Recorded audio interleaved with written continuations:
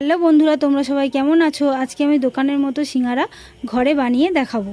তোমরা রেসিপিটা দেখো। আমি প্রথমে পরিমাণ মতো ময়দা নিয়ে নিচ্ছি, কালো জিরে, সাদা তেল আর নুন দিয়ে গরম জল দিয়ে ভালো করে মাখিয়ে নেব। তেলে বাদামগুলো ভেজে নেবো। তারপর ওই তেলে দিয়ে দেবো 5 ফোড়ন, হিং, আদা কুচি, লঙ্কা কুচি, দিয়ে দেবো ধনে গুঁড়ো, জিরে গুঁড়ো, হলুদ গুঁড়ো, লঙ্কার গুঁড়ো। এরপর সেদ্ধ আলু, পরিমাণ মতো নুন, বিট নুন দিয়ে বাদাম দিয়ে কষিয়ে জন্য তেলের মতো দিয়ে দেবো 5 ফোড়ন, আদা কুচি, লঙ্কার গুঁড়ো, তেঁতুল জল দিয়ে দেবো, স্বাদ মতো নুন আর গুড় দিয়ে দেবো মিষ্টি হওয়ার জন্য। এটা নরম হয়ে গেলে পিস পিস করে কেটে লম্বা করে বেলে নেব। এরপর মাঝখান থেকে দুটো করে নেব। বন্ধুরা, আজকে আমি তোমাদেরকে দেখাবো দুরকম ভাবে সিঙ্গারা বানানোর পদ্ধতি। ভাবে তোমরা খুব সহজেই বাড়িতে বানাতে পারো। গোল করে বেলে 4 ভাগ করে পুর দিয়ে দেবে। নিচ থেকে জুড়ে নিয়ে ওপরের পোর্শনটা নিয়ে জুড়ে তেলে ভেজে নিলেই তৈরি হয়ে যাবে ছোট ছোট সিঙ্গারা। আমি তোমাদেরকে দেখাবো দোকানে কিভাবে বড় মুচমুচে সিঙ্গারা তৈরি করে। আমি ধারগুলোতে জল দিয়ে দেবো যাতে ভালোভাবে চিটে যায়। আমি পুর দিয়ে ভালোভাবে দোকানের মতো বানিয়ে নেব সিঙ্গারাগুলো। গ্যাসটা লো ফ্লেমে রেখে ভালো করে ভেজে নেব। বন্ধুরা, আজকের এই রেসিপিটা কেমন লাগলো? ভালো লাগলে আমার চ্যানেলটি সাবস্ক্রাইব করে দিও।